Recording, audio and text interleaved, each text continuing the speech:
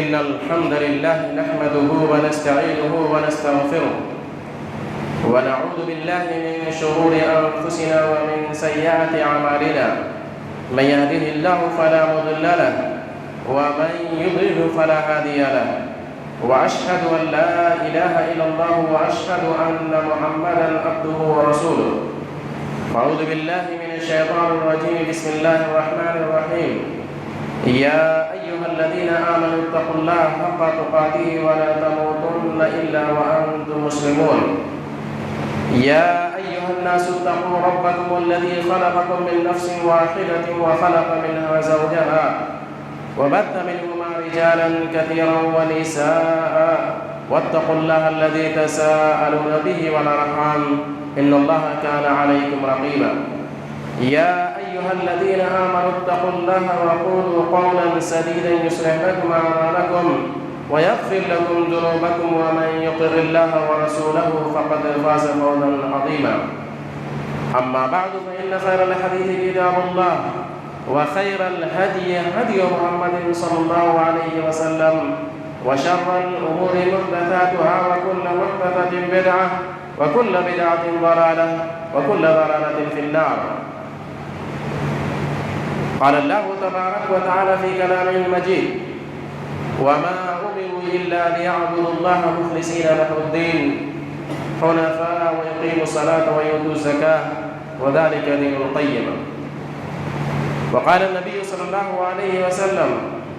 إنما الأعمال بالنيات وإنما لكل امرئ ما نوى. وقال في حديث آخر: من أحدث في أمرنا هذا ما ليس منه فهو رد. وفي رواية: من عمل عملا ليس عليه أمرنا فهو رد. سامعین کرام، تمام قسم کی تعریف اس وحدہ لا شریک کے لیے ہے کہ جس نے ساری کائنات میں ہمیں اشرف المخلوقات میں ہونے کا شرف بخشا، اس میں بھی ہمیں امت محمدیہ صلی اللہ علیہ وسلم میں ہونے کا شرف بخشا۔ اس کے بعد درود و سلام نازل اس نبی اکرم پر کہ جن کو اللہ تبارک و تعالیٰ نے ساری کائنات کے لیے ہادی اور رہنما بنا کر کے بھیجا، ان پر ہزاروں ہزار درود و سلام نازل ہو۔ اللہم صلی علیہ اللہم بارک علیہ۔ سامعین کرام، خطبہ مسنونہ کے بعد میں نے قرآن کریم کی آیت کریمہ اور حدیث پاک پڑھی ہے۔ اسی کو مد نظر رکھتے ہوئے میں اپنی بات کروں گا، اور اگر اس خطبے کا موضوع دینا چاہیں تو وہ ہے نیک عمل کے قبول ہونے کی کیا شروط ہیں۔ شروط قبول العمل صالح، اے نیک عمل کے قبول ہونے کی کیا شروط ہیں، اور ان شرطوں میں جو سب سے اہم دو شرطیں ہیں انشاءاللہ اس کو آپ کے سامنے مختصر طور پر بیان کرنے کی کوشش کروں گا۔ اس سے پہلے کہ میں اپنی بات آگے بڑھاؤں، سلف کے کچھ اقوال جو اسی سے متعلق ہیں آپ کے سامنے بیان کروں۔ مجاہد رحمہ اللہ کہتے ہیں کہ لا ادری ای النعمتین علی اعظم ان ہدانی اللہ للاسلام او آفانی اللہ من هذه الاہواء۔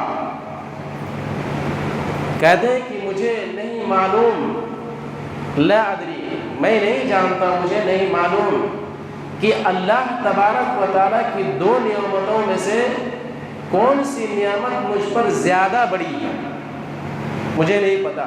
میں اس میں فرق نہیں کر پاتا ہوں۔ اللہ کی یہ نعمت کہ اللہ تبارک و تعالیٰ نے مجھے اسلام کی ہدایت دی، یہ نعمت بڑی ہے، یا پھر کہ اللہ تبارک و تعالیٰ نے مجھے ان خواہشات نفسانی بدعت و خرافات سے بچا لیا، یہ نعمت بڑی ہے۔ اور یہ اقوال اسی کے ہم معنی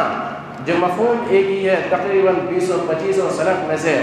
یعنی مروی ہے جنہوں نے کہا ہے کہ اللہ تبارک و تعالیٰ کی یہ نعمت بہت بڑی ہے کہ اگر کوئی شخص اسلام میں داخل ہونے کے بعد اگر اسے اس بات کی توفیق ملتی ہے کہ جو دین کے اندر نئی چیزیں ایجاد کر دی گئیں، ان چیزوں سے اسے بچنے کی توفیق مل جائے، یا پھر اسے اس بات کی تڑپ ہو کہ جو میں کام کر رہا ہوں کیا واقعی یا اللہ اس کے رسول سے ثابت ہے، یا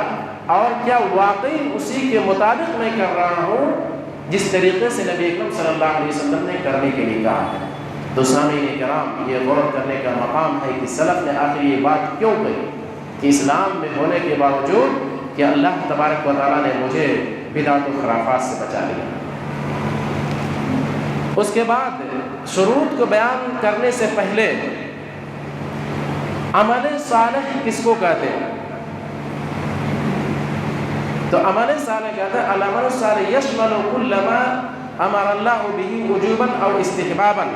وکل امر یتقرب به الى اللہ ويدخل فی المباح۔ جو سلف نے عمل صالح کی تعریف نصوص کی روشنی میں کی ہے کہ عمل صالح میں ہر وہ کام داخل ہے جس کا اللہ تبارک و تعالیٰ نے حکم دیا ہے،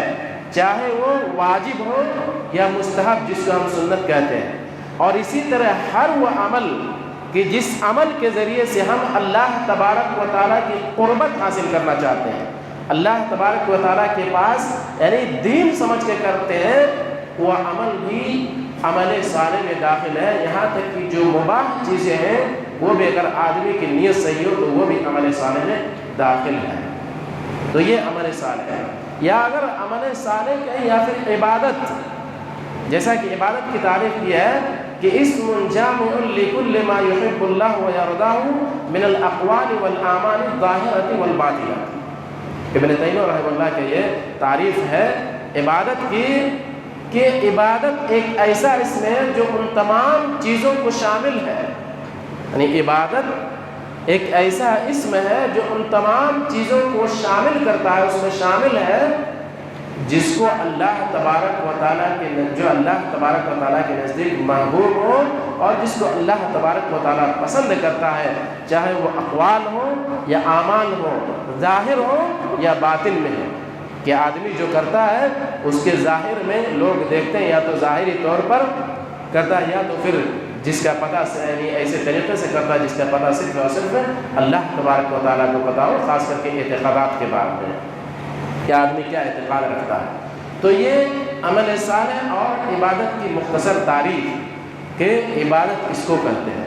نہ کہ کسی اور دوسری چیز کو، دنیاوی امور کو۔ تو آئیے اب ہم یہ جاننے کی کوشش کرتے ہیں کہ ان عمل صالح یا اس عبادت کے قبول ہونے کے لیے کیا شرط ہے۔ تو کئی ایک شرط ہے، جیسے کہ اسلام لانا تو وہ تو ہے ہی ہے، لیکن اسلام لانے کے بعد اور کئی ایک شرطیں، لیکن جو سب سے اہم جو امپورٹنٹ ہے اس میں اخلاص اور متابعت۔ اخلاص کا مطلب یعنی خالص اللہ تبارک و تعالیٰ کے لیے ہو، لوجہ اللہ، جو ہمارا عمل ہے وہ خالصتاً اللہ تبارک و تعالیٰ کے لیے ہو، یہ خالص ہے۔ اگر اس میں کوئی چیز ملاوٹ آ جاتی ہے، چاہے وہ دکھانے کے لیے یا تو کسی بھی چیز کو معاشرے سے ڈر کر کے یا اپنے آپ کو لوگوں کے سامنے اچھا بیان کرنے کے لیے، تو خالص نہیں ہے۔ کہ اگر آپ مان لیجیے ایک بہت موٹی مثال کہ اگر دودھ میں اگر کوئی پانی ملا دے تو آپ کبھی اس کو خالص نہیں کہیں۔ تو عبادت میں اگر ریاکاری، لوگوں کو دکھانے کے لیے یا تو اپنے آپ کو تقوی اور پرہیزگار ثابت کرنے کے لیے یا پھر کسی سے ڈر کر کے یہ اگر کوئی چیز شامل ہو جاتی تو وہ خالص نہیں ہے، اور اللہ تبارک و تعالیٰ کو خالص چیز پسند ہے، شرک اللہ تبارک و تعالیٰ کو پسند ہے۔ اور متابعت کا مطلب متابعت الرسول، کہ عبادت میں نبی اکرم صلی اللہ علیہ وسلم کی تابعداری، کہ جس طریقے سے نبی اکرم صلی اللہ علیہ وسلم نے کہا ہے اسی طریقے سے کرنا ہے، اسی طریقے سے کرنا، اس کو متابعت۔ یہ مختصر طور پر ہے کہ متابعت یعنی متابعت الرسول، کہ نبی اکرم صلی اللہ علیہ وسلم کی اتباع ضروری ہے۔ آئیے ہم وہ شروط جانتے ہیں کہ اخلاص۔ اللہ تبارک و تعالیٰ نے فرمایا وَمَا أُمِرُوا إِلَّا لِيَعْبُدُوا اللَّهَ مُخْلِصِينَ لَهُ الدِّينَ، کہ انہیں نہیں حکم دیا گیا مگر وہ ہے کہ اللہ تبارک و تعالیٰ کی عبادت کریں، اس عبادت کو خالص اللہ کے لیے کرتے ہوئے۔ اس کے بعد پھر آیت میں کہ حنفاء، یعنی حنفاء کا مطلب ہوتا ہے کہ جیسے کہ ابراہیم علیہ السلام کو حنیف کہا گیا، یعنی تمام دوسرے مذاہب اور باطل عقائد سے اعراض کر کے صرف اور صرف ایک اللہ تبارک و تعالیٰ کی طرف مائل، اس کو حنفاء کہتے ہیں کہ ایک تمام دوسری چیزوں سے یعنی بے نیاز ہو کر کے، اس سے بیزار ہو کر صرف ایک اللہ تبارک و تعالیٰ کی طرف میلان کو حنیف کہتے ہیں، اس کو حنفاء۔ اور کہا کیا یقیمون الصلاۃ، بہرحال بات لمبی ہو جائے گی، اور اللہ تبارک تعالیٰ کہا کہ یہی دین قیم، ویقیموا الصلاۃ ویؤتوا الزکاۃ، کہ اور کیا کریں، نماز کو قائم کریں اور زکوٰۃ ہے، اور یہی سیدھا سادہ دین ہے جو صحیح ہے، صراط مستقیم۔ تو اس آیت میں صراط کے ساتھ اللہ تبارک و تعالیٰ نے کہا کہ عبادت کا حکم ہے وہ خالص اللہ کے لیے عبادت کو کرتے ہیں، اگر خالص نہیں ہے تو نہیں۔ اسی طرح اللہ تبارک و تعالیٰ دوسری آیت میں فرمایا فَمَنْ كَانَ يَرْجُو لِقَاءَ رَبِّهِ فَلْيَعْمَلْ عَمَلًا صَالِحًا وَلَا يُشْرِكْ بِعِبَادَةِ رَبِّهِ أَحَدًا، کہ اگر کوئی شخص اللہ تبارک و تعالیٰ سے ملاقات کی امید رکھتا ہے تو اسے کیا کرنا ہوگا، فَلْيَعْمَلْ عَمَلًا صَالِحًا، کہ وہ نیک عمل کرے۔ اور میرے خیال میں آپ بارہا جان چکے ہوں گے عمل صالح اس وقت تک نہیں ہو سکتا ہے جب تک کہ اس کے اندر خلوص نہ ہو، اور جس میں نبی اکرم صلی اللہ علیہ وسلم کے طریقہ اور سنت نہ ہو، عمل صالح نہیں ہو سکتا ہے۔ تو اللہ اس میں بھی اللہ تبارک و تعالیٰ نے صراط کے ساتھ کہا وَلَا يُشْرِكْ بِعِبَادَةِ رَبِّهِ أَحَدًا، اور اللہ تبارک و تعالیٰ کی عبادت کے ساتھ کسی کو شریک نہ کرے۔ تو اس آیت کے اندر بھی اسی طرح حدیث قدسی کے اندر اللہ تبارک فرماتا ہے انا اغنى الشركاء عن الشرك فمن عمل عملا اشرك فيه معي غيري تركته وشركه، کہ میں جو شرکاء ان میں سب سے زیادہ بے نیاز ہوں ان شریک سے۔ اگر کوئی شخص کسی شخص نے ایسا عمل کیا کہ اس عمل میں میرے ساتھ کسی اور کو شریک کیا تو ترکتہ وشرکہ، تو میں اس کو بھی اور جس چیز کو اس نے اللہ کے ساتھ شریک کیا اس کو میں چھوڑ دیتا ہوں، اللہ تبارک و تعالیٰ کو کوئی ضرورت نہیں ہے۔ اور آپ میرے خیال میں ضرور سنیں ان الشرک لظلم عظیم، جو ظلم میں سب سے بڑا ظلم اگر اللہ تبارک و تعالیٰ نے کہا ہے کہ شرک ہے، تو اللہ تبارک و تعالیٰ اپنی عبادت میں جو اللہ تبارک و تعالیٰ کی خصوصیات ہیں اس میں اللہ تبارک و تعالیٰ شرکت کبھی پسند نہیں کرتا ہے۔ دنیا میں لوگ شرکت نہیں پسند کرتے ہیں کسی جس کا اس کا مالک ہو، جیسا کہ اللہ تبارک دوسری آیتوں میں سمجھا کر کہا ہے، تو پھر یہ غور کیجیے جو اس دنیا کو پیدا کرنے والا ہے وہ اس چیز میں کیسے شریک ہوگا کہ کوئی یہ سمجھے کہ کوئی عبادت کا مستحق اور ہے یا پھر کوئی اور ہے جو کچھ پیدا کرتا ہے۔ یہ تو اللہ تبارک و تعالیٰ اس کو کبھی پسند کرنے کا، کبھی اللہ تبارک و تعالیٰ اس چیز کو پسند کرنے والا نہیں ہے، اور ہم سن چکے ہیں کہ اللہ تبارک و تعالیٰ شرک کو کبھی معاف نہیں کرے گا۔ اور اسی طرح جو خلوص نیت کی بہت ہی مشہور حدیث میرے خیال میں بارہا سے چکے ہوں گے، جس کو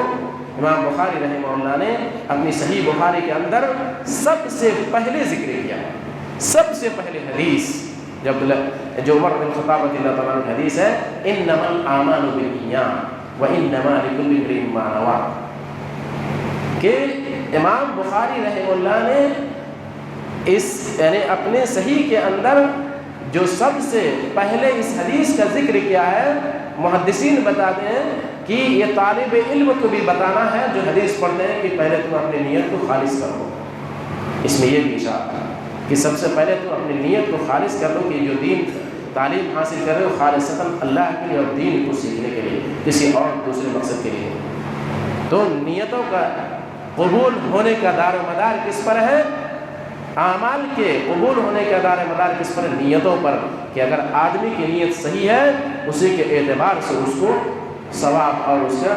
جزا ملے گا۔ تو سامعین کرام، ان آیتوں میں اور اس حدیث میں مختصر طور پر اس صراحت کے ساتھ جس کو سمجھنے کے لیے بہت بڑے دماغ کی بھی ضرورت نہیں ہے کہ آدمی کا یعنی نیت کا خالص ہونا عبادت کے لیے کس قدر ضروری ہے۔ اگر نیت خلوصی نیت کے بغیر اللہ تبارک و تعالیٰ اس چیز کو کبھی پسند نہیں کرتا اور نہ ہی قابل قبول۔ اس کے بعد جو دوسری شرط اور حقیقت میں اگر یہ آج کے زمانے میں اگر ہم دیکھیں تو دوسری صد سے کہیں ہمارے لیے زیادہ اہم ہے، کیونکہ ہم میں سے ہماری نیت تو خالص ہم اللہ کی بات کرتے ہیں، کسی سے بھی کہیں، چاہے کسی بھی طریقے اور مسلک کو اختیار کر لیں اپنے مسلمانوں میں، حتیٰ کہ آپ غیروں کو بھی پوچھیں گے تو کہیں گے ہم تو اسی اوپر والے کی پوجا کرتے ہیں، بس طریقہ الگ ہے۔ تو اہم چیز ہے متابعت، اسی میں ہمارے بھٹکنے کی وجہ سے اور نہ سمجھنے کی وجہ سے ہمارے درمیان اتنے اختلافات ہیں، ورنہ نیت کے اخلاص کے تعلق سے تقریباً سب کہیں گے ہماری نیت خالص ایک اللہ کے لیے اسی کی بات کرتے ہیں، لیکن جہاں ہمارا جو سب سے زیادہ اختلاف آتا ہے وہاں متابعت الرسول میں آتا ہے، کیا ہمارا طریقہ اللہ اس کے رسول کے مطابق ہے کہ نہیں؟ تو مختصر طور پر وَمَن يُشَاقِقِ الرَّسُولَ مِن بَعْدِ مَا تَبَيَّنَ لَهُ الْهُدَىٰ وَيَتَّبِعْ غَيْرَ سَبِيلِ الْمُؤْمِنِينَ نُوَلِّهِ مَا تَوَلَّىٰ وَنُصْلِهِ جَهَنَّمَ وَسَاءَتْ مَصِيرًا۔ اللہ تبارک و تعالیٰ نے قرآن مجید کے اندر فرمایا کہ جو شخص نبی اکرم صلی اللہ علیہ وسلم کی مخالفت کرے گا باوجود اس کے کہ ہدایت اس کے لیے واضح ہو چکی ہے، من بعد ما تبین، بیان بالکل واضح ہو چکی ہے، اور کیا کرے گا؟ اور مومنوں کے طریقے کی مخالفت کرے گا، وَيَتَّبِعْ غَيْرَ سَبِيلِ الْمُؤْمِنِينَ، اور اتباع کرتا ہے مومنوں کے راستے کے علاوہ۔ یہاں جو مومنین کا ہمیں معلوم ہے کہ مومنوں کے درجے میں اگر کوئی سب سے پہلے آتا ہے تو صحابہ کرام کی جماعت ہے، انہیں پر یہ قرآن اسی وقت قرآن نازل ہوا، قرآن کے اولین مخاطب صحابہ کرام۔ تو جو خاص کر کے جو صحابہ کرام کا جو اس کی اجماع کی بھی دلیل ہے کہ جو صحابہ کرام کی اس وقت کے مومنین کے طریقے کے اتباع نہیں کرتا ہے، دوسرے کسی اور کی اتباع کرتا ہے، تو اللہ تبارک و تعالیٰ کہتا ہے ہم اس کو اس کے حوالے کرتے ہیں جو کچھ بھی اس نے کیا،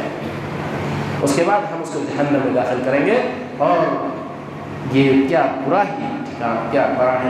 ہی برا ٹھکانہ، وساعت مسیرہ، ایک ٹھکانے کے اعتبار سے کیا ہی برا ہے۔ تو اس میں صراحت کے ساتھ اللہ تبارک و تعالیٰ نے کہا ہے کہ ہدایت کے واضح ہونے کے بعد اب کسی کے پاس یہ گنجائش نہیں رہ جاتی کہ نبی صلی اللہ علیہ وسلم مخالفت کریں، جیسے کہ دوسری حدیث دوسری آیت میں بھی صراحت کے ساتھ اللہ تبارک و تعالیٰ نے کہا کہ مومنوں کو یہ اختیار ہی نہیں ہے کہ جب اللہ اس کے رسول فیصلہ کرتے ہیں تو پھر ان کے لیے کوئی اختیار ہو، کہ مومنوں کے لیے کوئی اختیار نہیں چھوڑا۔ جب یہ ہمیں پتہ چل جائے کہ نبی اکرم صلی اللہ علیہ وسلم اور اللہ اس کے رسول کا حکم آ گیا تو پھر مومنوں کے اختیار نہیں، مومنوں کو کوئی اختیار نہیں ہے کہ پھر وہ اپنی طرف سے کسی کی بات کو کوئی اور اس کے سامنے کوئی چیز بات اس کے لیے ویلو اور اس کو معنی رکھتے ہو، اس کی اہمیت رکھتے ہو۔ صراحت کے ساتھ اللہ تبارک تعالیٰ نے قرآن کی دوسری آیت میں کہا کہ مومنوں کے لیے کوئی اختیار نہیں ہے اللہ اس کے رسول کے فیصلے کے بعد، اور یہاں بھی کہا ہے کہ جب ہدایت واضح ہو گئی اس کے بعد آپ کے پاس کوئی راستہ نہیں رہتا اللہ اس کے رسول کی نبی صلی اللہ علیہ وسلم کی مخالفت کرنے کی۔ تو سامعین کرام غور کرنے کی بات ہے۔ اسی طرح جو متابعت الرسول کی جو اس سے اور واضح حدیث میں نبی صلی اللہ علیہ وسلم فرمایا من احدث فی امرنا هذا ما ليس منه فهو رد، کہ جس کسی نے اس دین میں کسی نئی چیز کو ایجاد کیا فهو رد، وہ مردود ہے، ناقابل قبول۔ تو اللہ اس کے رسول کا اگر حکم نہیں ہے تو پھر ایسے عمل کا کوئی ویلو نہیں، ایسے عمل کی کوئی ویلو نہیں ہے اگر اس طریقے پر نہ ہو۔ کبھی کبھی جو جاہل لوگ یہ کہتے ہیں، جیسا کہ پہلے زمانے میں جب پوچھا جاتا تم یہ کیوں کرتے ہو، قالوا وجدنا آباءنا لها عابدین، وہ کہتے تھے، وہ بھی کہتے تھے کہ ہم نے اپنے باپ داداؤں کی بات کرتے ہوئے پایا۔ آج بہت سے اگر لوگ جو بیچارے نہیں جانتے ہیں یا تو اس سے بچنا چاہتے ہیں، اگر کہیں گے کہ ہم نے تھوڑا ایجاد کیا ہے، پہلے سے کون کرتے آ رہے ہیں اس لیے ہم کرتے ہیں، تو ان کے لیے جو حدیث کے دوسرے الفاظ ہیں من عمل عملا، یہاں ایجاد کرنے والے کی نہیں ہے کہ جس کسی نے کوئی ایسا عمل کیا جس پر ہمارا حکم نہیں ہے، ہمارا امر نہیں ہے، یہ عمل بھی ناقابل قبول ہے، مردود ہے۔ تو اس میں کسی کے لیے گنجائش نہیں رہ جاتی ہے، چاہے وہ خود سے ایجاد کیا ہو یا پھر کسی دوسرے نے ایجاد کیا ہو، اگر اس میں اللہ اس کے رسول کا حکم نہیں ہے تو سامعین کرام اس عمل کا اللہ تبارک و تعالیٰ کے نزدیک کوئی ویلیو، کوئی وقت اور کوئی وقار نہیں ہے۔ تو یہ غور کرنے کی بات ہے۔ اور ایک چیز غور کرنے کی بات ہے، اگر صرف نیت کا خالص ہو جانا ہی صحیح ہوتا تو آپ کو پتہ ہے کہ کفار قریش بھی ایک اللہ کو مانتے تھے، اور اللہ تبارک و تعالیٰ صراحت کے ساتھ کہا ہے کہ جب وہ سمندر میں کیا سفر کرتے تو کیا کرتے، جب ہر طرف سے موجیں ان کو گھیر لیتی تو اپنے بت وغیرہ سب کچھ کو پھینک کر کے صرف ایک اللہ کو پکار دیتے. تو پھر کیا ضرورت تھی؟ اگر صرف خالص نیت کا خالص ہونا ہی کافی تھا تو پھر کیا ضرورت ہے اللہ کے نبی کریم صلی اللہ علیہ وسلم کو 23 سالہ زندگی میں ایک ایک چیز کو واضح کر کے بیان کرنے کی؟ کیا ضرورت ہے نبی کریم صلی اللہ علیہ وسلم کہتے خذوا عنی مناسککم صلوا کما رأیتمونی اصلی؟ دل اچھا اللہ تبارک و تعالیٰ ہم عبادت کرتے اسی کا من لگا کے بیٹھے جیسے طریقے سے کر لیں. یہ ایک بہت لاجیکل ہے جو ہر کوئی شخص سمجھ سکتا ہے, بہت بڑی بات نہیں ہے کہ ایک سوچنے کے عام الناس کہ اگر صرف وہاں نیت ہی خالص ہونا کافی ہوتا تو اللہ کے نبی اتنا پریشانی مشقت اڑا کر کے ایک ایک چیز کو 23 سال اللہ تبارک تعالیٰ کیوں لگاتا ہے اتنے چیزوں کی ایک ایک باتیں بتانے کی؟ کیوں صحابہ کرام ایک ایک چیز کو نبی کریم صلی اللہ علیہ وسلم کو نوٹ کرتے ہیں؟ تو غور کرنے کا بات کا مقام ہے کہ یہ بہت اہم چیز. اور اللہ تبارک تعالیٰ قرآن کی ان اللہ لا ينظر الى صورکم ولا الى اموالکم ولكن اللہ ينظر الى قلوبکم واعمالکم. اللہ تبارک و تعالیٰ تمہاری صورتوں کی طرف نہیں دیکھتا ہے اور نہ تمہارے اموال کی طرف دیکھتا ہے کہ یہ کیسا ہے, اچھا ہے, برا ہے, کتنے ہائی فائی ہے, تمہارا بکرا ہے کتنے 20 لاکھ 1 لاکھ کا ہے کہ 2 لاکھ کا کہ 25,000 کا ہے. اللہ تبارک تعالیٰ اس کو نہیں دیکھتا ولكن اللہ ينظر الى قلوبکم واعمالکم. لیکن اللہ تبارک و تعالیٰ تمہارے دلوں کی طرف دیکھتا ہے کہ تمہاری نیت کیسی ہے اور تمہارے عمل کی طرف دیکھتا ہے کہ کیا عمل کی طرف دیکھے گا کہ کیسا عمل ہے تمہارا, کیا اس طریقے پر ہے جس طریقے پر اللہ اس کے رسول نے کہا. کیونکہ اللہ تبارک و تعالیٰ کو کسی کو مشقت میں پریشانی میں ڈالنے کا مقصد نہیں ہے, بلکہ اللہ ان اللہ یرید بکم اليسر ولا یرید بکم العسر. آپ جب روزے کے تعلق سے اللہ تبارک تعالیٰ نے حکم دیا اور کہا کہ سفر میں یا مریض میں ہو تو تم روزے کو دوسرے ایام میں رکھ سکتے ہو, پھر اللہ تعالیٰ آگے کہا کہ اللہ تبارک و تعالیٰ کا ارادہ تمہارے ساتھ کیا مشکل کا نہیں ہے, اللہ کا ارادہ تمہارے ساتھ آسانی کا ہے. اسی لیے اللہ تبارک تعالیٰ نے کہا کہ سفر میں روزہ چھوڑ سکتے ہو, مریض ہو تو روزہ چھوڑ سکتے ہو. نماز اگر بیٹھ کے نہیں یعنی کھڑے ہو کے نہیں پڑھ سکتے ہو بیٹھ کے پڑھ سکتے ہو, سفر میں ہو تو جماعت ضروری نہیں ہے 2 رکعت پڑھ سکتے ہو. تو اللہ تبارک و تعالیٰ کو مقصد نہیں کہ اپنے بندوں کو پریشان کرے گا کہ کثرت عمل کرو, بلکہ اللہ تبارک و تعالیٰ کا ارادہ کیا ہے کہ تمہارے دلوں کو دیکھتا ہے کہ تمہارے اندر کس قدر اطاعت و فرما برداری ہے. یہ اصل ہے. اللہ تبارک و تعالیٰ کثرت کو نہیں دیکھتا ہے بلکہ اللہ تبارک و کمیت کو دیکھتا ہے. تو اللہ اس نے خلق الموت والحیات لیبلوکم ایکم احسن عملا. اللہ تبارک و تعالیٰ نے کہا ہے کہ جو موت و حیات ہے, انسان کو زندگی دی ہے اس کے بعد موت دیتا ہے, کس لیے؟ لیبلوکم, تمہیں آزمائے کہ ایکم احسن عملا, کہ تم میں کون بہتر اچھا عمل کرنے والا. یہ نہیں کہا کہ تم میں زیادہ عمل کرنے والا ہے. تو اللہ تبارک و تعالیٰ کے نزدیک زیادہ مطلوب نہیں ہے بلکہ اللہ تبارک و تعالیٰ اچھا مطلوب ہے. اور یہ سمجھ لیجئے کہ اچھا جو کیا اب دنیا میں بھی آدمی کے جو کام آپ کے خلاف ہوگا آپ اس کو اچھا کہیں گے؟ ایک دنیا میں بھی انسان نہیں کہتا ہے کہ جو اس کے مطابق ہوتی ہے کہ نہیں اچھا بنے. تو پھر یہ غور کیجیے کہ اللہ تبارک تعالیٰ پھر اس کو کیسے قبول کرے گا؟ اچھا کس کو ہوگا؟ جو اللہ کے طریقے بتا ہے طریقے پر نہ ہو. تو سامعین کرام غور کرنے کی بات ہے کہ مطلوب اللہ تبارک و تعالیٰ کو اطاعت و فرما برداری ہے. اور یقیناً یہی وہ چیز ہے جس کو ہم نہ سمجھنے کی وجہ سے, جس طرح کی صحابہ کرام نے سمجھا اس طرح کے نہ سمجھنے کی وجہ سے آج ہم اتنے زیادہ اختلافات میں پڑے ہوئے ہیں. ورنہ جس دن ہمارے دلوں کے اندر یہ چیز آ جائے گی اس دن پھر اختلافات بھی کم ہو جائیں گے, کیونکہ اس وقت ہر ایک کا طلب کیا ہوگا؟ دوسرے کو نیچا دکھانا نہیں کہ تم صحیح غلط ہو, بلکہ اس وقت ہمارا کیا ہوگا کہ ہماری یہ طلب ہوگی کہ ہمیں صحیح مل جائے. اور جسے اپنی زندگی کے امور میں اللہ اس کے رسول کے طریقے کو تلاش کرنے کی اگر توفیق مل جائے, اگر فکر آتی ہے چاہے کسی میدان میں بھی, کیونکہ اسلام اپنے ماننے والے کی ہر ایک قدم پر رہنمائی کرتا ہے, ہر ایک قدم پر رہنمائی کرتا ہے, چاہے وہ پیشاب پاخانہ کرنے کا طریقہ ہی کیوں ہو. ہر ایک قدم پر اگر یہ فکر آتی ہے, کبھی سوچ آتی ہے, تو یہ سمجھیے کہ ابھی تک اللہ تبارک و تعالیٰ کی مہربانی ہم پر ہے, تبھی اللہ تبارک و تعالیٰ ہمیں یہ سوچ دیتا ہے کہ ہم صحیح چیز کو تلاش کرنے کی توفیق دیں. ورنہ پھر کتنے ہم میں سے ہیں جو صحیح طریقہ اختیار کرنے, حلال و حرام کو کی تمیز کرنے کی توفیق ملتی ہے. تو یقیناً یہ غور کرنے کی بات ہے. اور اسی تعلق سے ابن عمر رضی اللہ عبداللہ ابن عمر رضی اللہ تعالیٰ عنہ اسی بدعت کے تعلق سے کہتے ہیں کہ کل بدعت ضلالہ وان راہ الناس حسنۃ، کہ ہر بدعت کیا ہے؟ ضلالت ہے، اگرچہ کہ لوگ اس کو اچھا دیکھیں۔ وما لم يكن دينا يومئذ لا يكون اليوم دينا، اور جو چیز اس دن دین نہیں تھا آج کے دن وہ دین نہیں ہو سکتا۔ تو غور کرنے کی بات ہے کہ اطاعت اور فرمانبرداری کس قدر ضروری ہے کہ ہمارا عمل اسی طریقے پر ہونا چاہیے، اور ہم کوئی چیز اپنی طرف سے ایجاد نہیں کر سکتے ہیں، کیونکہ عبادت میں اصل کیا ہے؟ توقیف ہے۔ اصل توقیف مطلب جو عبادتیں اللہ کی طرف سے آئیں گی تبھی عبادت ہوں گی۔ یعنی عبادت میں کیا ہے؟ اصل اصولی بات ہے کہ الحذر والمن، یعنی آپ کوئی اپنی طرف سے، ہم اپنی طرف سے عبادت نہیں ایجاد کر سکتے ہیں جب تک کہ اللہ اس کے رسول کی طرف سے کیا ہے؟ اس کے لیے دلیل نہ ہو۔ تو اگر کوئی یہ شخص یہ کہتا ہے کہ عبادت نہیں ہے جو تم کر رہے ہو نئی چیز، اس کو دلیل دینے کی ضرورت نہیں ہے، بلکہ دلیل دینے کی اس کو ضرورت ہے جو یہ کہتا ہے کہ جو یہ عبادت ہے جو عام طور پر لوگوں میں ابھی تک معروف نہیں ہے اور نہ کوئی جانتا ہے، کہ اگر کوئی کہتا ہے کہ یہ دین ہے، یہ عبادت ہے، تو تب جا کر کے یعنی اس کو دلیل دینے کی ضرورت ہے، نہ کہ جو کہتا ہے کہ عبادت نہیں ہے۔ تو غور کرنے کا مقام ہے سامعین کرام۔ اسی طرح امام مالک رحمہ اللہ نے کہا کہ من ابتدع فی الاسلام بدعۃ ورآها حسنۃ یراها حسنۃ فقد زعم ان محمدا صلی اللہ علیہ وسلم خان الرسالۃ لان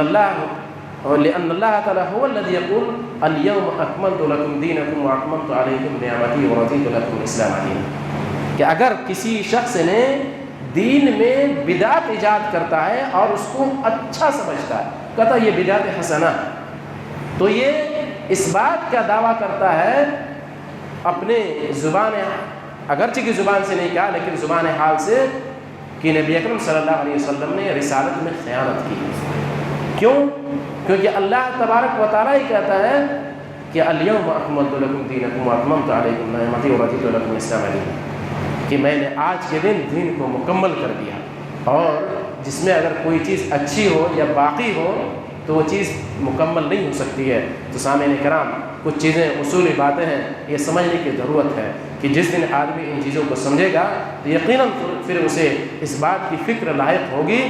کہ جو ہمارا عمل ہونا چاہیے صرف ہماری نیت کافی نہیں ہے، بلکہ ہمارا عمل بھی اس طریقے پر ہونا چاہیے کہ جس طریقے نبی اکرم صلی اللہ علیہ وسلم نے کر کے دکھایا اور صحابہ کرام نے نبی اکرم صلی اللہ علیہ وسلم کے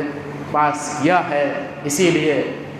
صحابہ کرام کا طریقہ اور منہج اور ان کا ایمان، ان کے طریقے پر چلنا یہ ضروری ہے، اور اس کے لیے اللہ تبارک و تعالیٰ نے صراحت کے ساتھ قرآن میں کہا ہے فَإِنْ آمَنُوا بِمِثْلِ مَا آمَنْتُم بِهِ فَقَدِ اهْتَدَوْا۔ اللہ تبارک و تعالیٰ نے مخاطب کر کہا ہے فَإِنْ آمَنُوا بِمِثْلِ مَا آمَنْتُم بِهِ، کہ اگر یہ لوگ جو ابھی تک ایمان نہیں لائے وہ تمہاری طرف ایمان لے آئیں تو پھر یہ ہدایت یاب ہو جائیں گے۔ تو غور کرنے کا مقام ہے کہ اللہ تبارک و تعالیٰ نے جو اپنے ایمان کو ناپنے کے لیے، پرکھنے کے لیے جو معیار بنایا ہے وہ صحابہ کرام کا ایمان بنایا ہے۔ تو ہمیں غور کرنے کا مقام ہے کیا ہم اسی طریقے پر ہیں کہ جس طریقے پر صحابہ کرام نے نبی اکرم صلی اللہ علیہ وسلم کی زندگی میں رکھ کر کے اس پر چل کر کے دکھایا، یا پھر اس کے برعکس ہے۔ اخیر میں دعا ہے کہ اللہ تبارک و تعالی ہمیں صحیح کہنے اور صحیح چیز کو سمجھنے کی توفیق عطا فرمائے، اور ہمیں ان طرح کے بدعات و خرافات جو امت میں داخل کر دیں گے اللہ تبارک تعالیٰ ان چیزوں سے بچائے، اور جب تک ہمیں قائم رکھے، ہمیں اسلام پر زندہ رکھے، اور جب ہمارا خاتمہ تو خاتمہ بالخیر ہو۔ آمین و آخر دعوانا الحمد للہ رب العالمین۔